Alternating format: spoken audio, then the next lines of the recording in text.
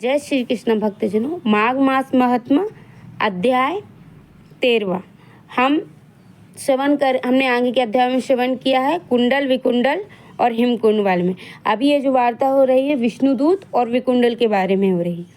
दोनों एक दूसरे से आपस में जो भी बात कर रहे हैं वह इस अध्याय में बताया गया है। विष्णुदूत से अन्य प्रश्न पूछने की आज्ञा पाकर विकुंडल ने कहा, हे देव, गंगा जल के समान अमृत रूपी आपके वचनों का सेवन करके मैं कृत्य हो गया हूँ। धर्मशास्त्रों में सत्य ही कहा है कि सज्जनों के दर्शन मात्र से भी पापों और तापों का नाश हो जाता है। आपने अपनी ज्ञानपूर्ण बातों से मेरे अज्ञान और संदेह का नाश किया है। तथापि मुझे एक कष्ट से और मुक्त करने की कृपा करें। मेरे बड़े भाई को नरक से मुक्ति दिलाने का कोई उपाय बतलाने की कृपा कीजिए। विकुंडल द्वारा ऐसा आग्रह करने पर विकुंडल का भाई के प्रति अनुराग देखकर विष्णुदूत ने बहुत अधिक प्रभावित हुआ। विकुंडल ने दूत से कहा, हे मित्र, यदि तुम अपने 8वें जन्म के पुण्य अपने भाई को दान कर दो तो तुम्हारा बड़ा भाई स्वर्ग प्राप्त कर सकता है। विष्णुदूत के वचन सुनकर विकुंडल ने कहा, मैं अपने भ्राता को नरक से मुक्ति दिलाने के लिए अपने 8वें जन्म के पुण्य का दान करने को तैयार हूँ, किंतु मुझे अपने 8वें जन्म की कोई स्मृति नहीं है। कृपा आप मुझे मेरे 8वें जन्म के बारे में विस्तार पूर्वक बतलाइए। भगवान विष्णु ने कहा कि अत्यंत प्राचीन काल में मधुवन में महर्षि शाक्ली निवास करते थे। वे तपस्वी, ज्ञानी और वेदों के अध्ययन में रत रहने वाले तेजस्वी महर्षि थे। उनकी पत्नी रेवती भी सती साध्वी धार्मिक स्त्री थी। रेवती ने 9 पुत्रों को जन्म दिया। ध्रुव, शशि, बुध, तार, निर्मोह, जितमय, ध्यान काम, गुणांती तथा ज्योतिष्मान।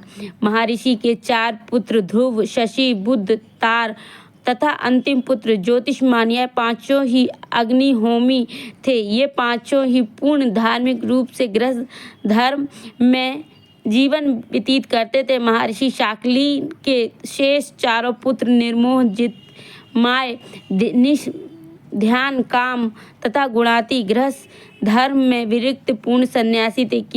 किसी कार्य को करने में इनकी कोई रुचि नहीं थी। ये एक ही ग्राम में निवास करते थे, परंतु संग तथा परिग्रह से रहित थे। इन्हें शिखा और यज्ञोपवीत का भी परित्याग कर दिया था। ये चारों ही स्वर्ण तथा साधारण पत्थर को एक समान समझते थे। चाहे जिस वस्तु से शरीर को आच्छादित कर देते थे, चाहे जहाँ बैठ जाते थे।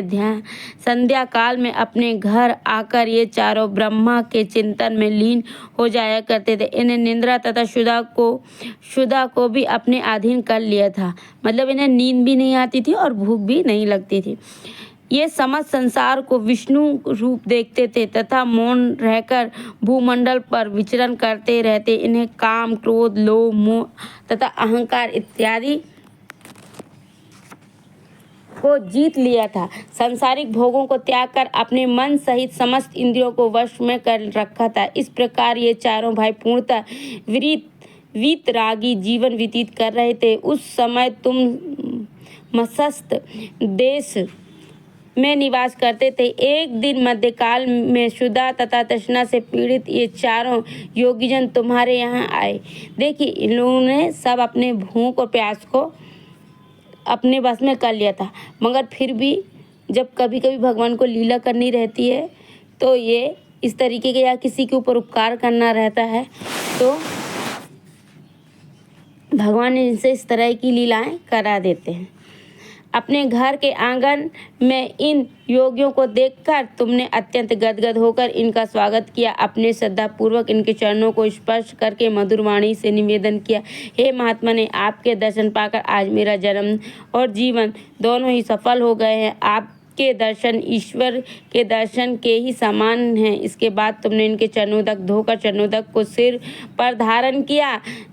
ऐसा कहते ही तुम्हारे जन्मांतर के पाप नष्ट हो गए। फिर तुमने इन सन्यासियों को उत्तम स्वादिष्ट पकवानों तथा मिष्टानों का भोजन करवाया। रात्रि में भी सन्यासियों ने तुम्हारे यहाँ विश्राम किया। उन्हें संतुष्ट तथा प्रसन्न होकर अपने नियमानुसार रात्रि भर भागवत भजन किया, उस जन्म में उन सन्यासियों का स्वागत सत्कार तथा अतिथि सत्कार करके तुमने जितने पुण्य फलों की प्राप्ति की उनका कोई वर्णन नहीं कर सकता। विष्णु दूत ने उत्तम सन्यासियों की महिमा का वर्णन करते हुए आगे कहा, सृष्टि के समस्त जीवों में मनुष्य को बुद्धिमान प्राणी माना गया है। मनुष्यों में भी ब्राह्मण सर्वश्रेष्ठ है, ब्राह्मणों में भी विद्वान ब्राह्मण कृत बुद्धि कहा गया है।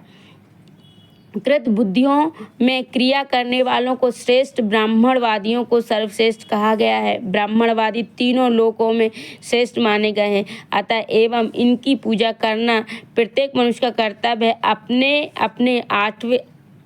अपने आठवें जन्म में इसी प्रकार के 4 ब्रह्मवादियों की सेवा की थी।